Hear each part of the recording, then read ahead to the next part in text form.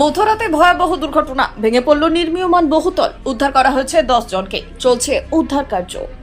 ঘটনাস্থল garden rich, Kolkata পুরসভার 134 নম্বর ওয়ার্ডের হাজারি মোল্লা বাগান এলাকায় ব্যানার্জি পাড়া লেন।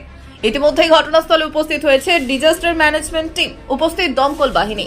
ঠিক কি ঘটেছে? সূত্রের খবর, রাত 12টার কিছু আগেই ঘটে এই দুর্ঘটনা।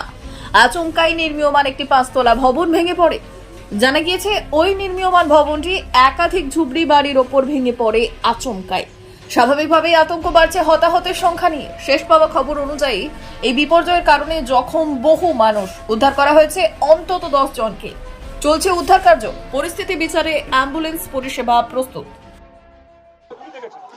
আমরা যা দেখেছি, যা বিল্ডিং যে পিলারগুলো দাঁড়িয়ে আছে সেটা দেখুন, সামনে পজিশনগুলো দেখেছি।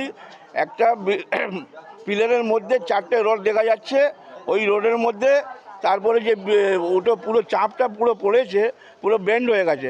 বেন্ড হওয়ার পর ওইখানকার যত নিচনে যত বাড়ি আছে পুরো ধ্বস্ত হয়ে গেছে। আর এরপরে কিছু ববি হাকিম, এলাকার বিধায়ক ববি হাকিম, তো উনি নিশ্চয়ই এখানে ওনাকেও জবাব দিতে হবে যে এখানে ইলিগাল কনস্ট্রাকশন সাধারণ মানুষ বলছে, স্থানীয় বাসিন্দারা বলছে।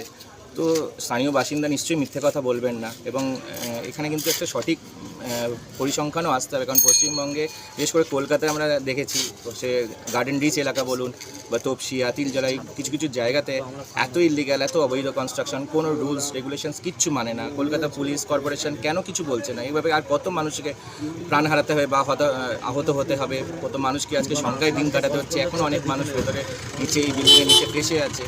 আজকে যদি প্রপার সিভিক ইনফ্রাস্ট্রাকচার থাকতো, সিভিক সিস্টেম থাকতো, রুলস অ্যান্ড রেগুলেশনস যদি সঠিকভাবে মানা হতো, কলকাতা পুলিশ যদি সঠিক নজরদারি করতো, তাহলে কিন্তু এই রাত এত সংখ্যায় কাটাতে হতো না।